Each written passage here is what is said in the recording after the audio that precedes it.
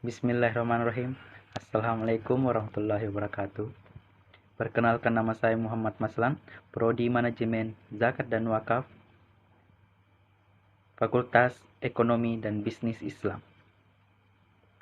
Baik, pada kesempatan hari ini saya akan menjelaskan beberapa materi tentang ekonomi makro Islam. Materi yang pertama itu adalah sistem ekonomi, materi yang kedua tentang uang, materi yang ketiga permintaan dan penawaran, materi keempat inflasi. Materi pertama, sistem ekonomi. Sistem ekonomi adalah susunan unsur-unsur ekonomi yang saling berhubungan dan bekerja untuk memecahkan masalah ekonomi serta mencapai tujuan tertentu. Kegiatan produksi, distribusi, dan konsumsi itu semua berperan besar dalam sebuah sistem ekonomi. Jenis-jenis sistem ekonomi. Yang pertama, sistem ekonomi tradisional.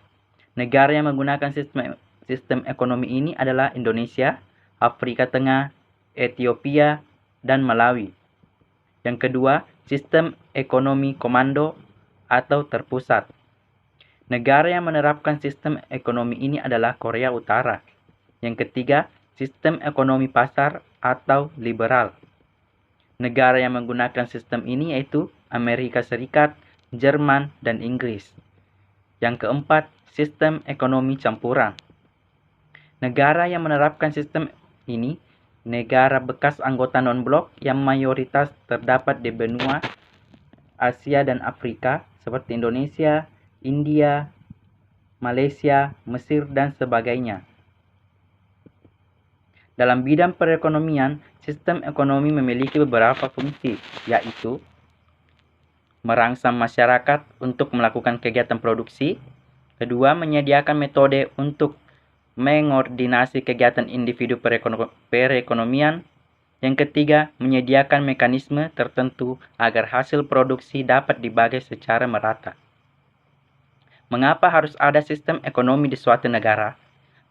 Perekonomian suatu negara tidak akan dapat berjalan tanpa adanya sistem yang jelas. Ini dikarenakan sistem ekonomi dapat berfungsi sebagai pendorong terjadinya produksi. Sistem perekonomian yang baik dapat membuat pelaku ekonomi untuk menghasilkan barang atau jasa. Materi yang kedua tentang uang. Uang adalah suatu benda yang diterima secara umum oleh masyarakat untuk mengukur nilai, menukar, dan melakukan pembayaran atas pembelian barang dan jasa. Sejarah adanya uang. Pada masa prasejarah hingga awal masa sejarah, manusia memenuhi kebutuhan hidupnya dengan mencari berbagai bahan dan makanan dari alam, sehingga praktis kegiatan jual beli dilakukan. Kemudian, lambat laun, kebutuhan yang disediakan tidaklah cukup. Beberapa daerah memiliki sumber daya maupun bahan makanan, pakaian, dan penunjang tempat tinggal yang lebih baik dari tempat lainnya. Oleh sebab itu, penukaran barang dengan barang menggunakan sistem barter mulai lazim digunakan. Untuk membatasi hal tersebut, maka manusia kemudian berkreasi dan menciptakan alat pembayaran yang disepakati.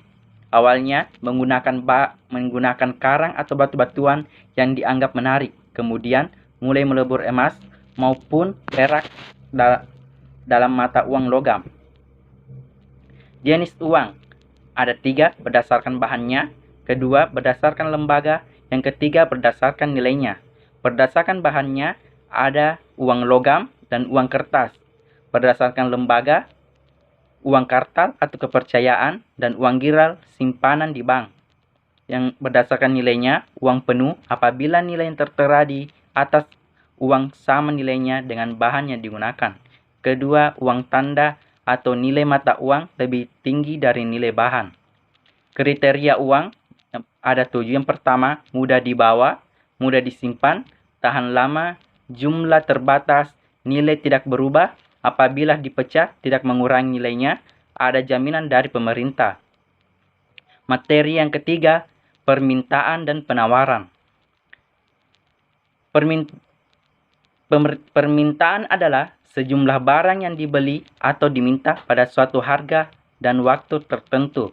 Sedangkan penawaran adalah sejumlah barang yang dijual atau ditawarkan pada suatu harga dan waktu tertentu. Ketika permintaan dan penawaran saling bertemu, akan mempengaruhi satu sama lain sehingga membentuk satuan harga dan kuantitas jumlah barang. Faktor yang mempengaruhi permintaan dan penawaran. Faktor permintaan yang pertama itu harga barang itu sendiri, tingkat pendapatan dan daya beli masyarakat, populasi penduduk, selera konsumen, adanya barang pengganti, tingkat kebutuhan terhadap suatu barang atau intensitas, mode atau tren.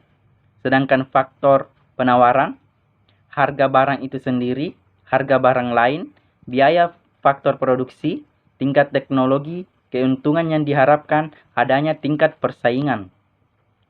Hukum permintaan dan penawaran.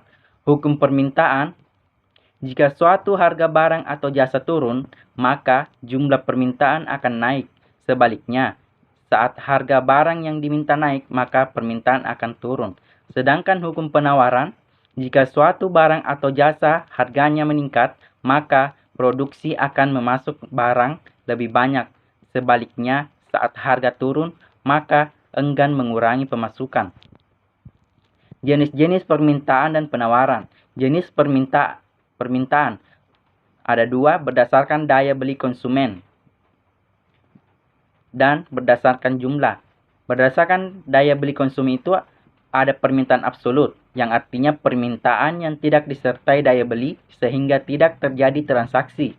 Yang kedua, permintaan potensial atau permintaan yang disertai daya beli namun belum terjadi transaksi. Yang ketiga, permintaan efektif, yang artinya permintaan yang disertai daya beli dan sudah terjadi transaksi.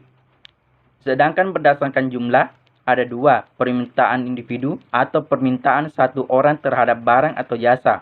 Yang kedua, permintaan pasar atau jumlah permintaan individu terhadap barang atau jasa. Jenis-jenis penawaran yang ada dua, penawaran perorangan atau penjual perseorangan menawarkan sejumlah produk barang atau jasa. Yang kedua, penawaran pasar, keseluruhan jumlah barang atau jasa dari seluruh penjual di pasar.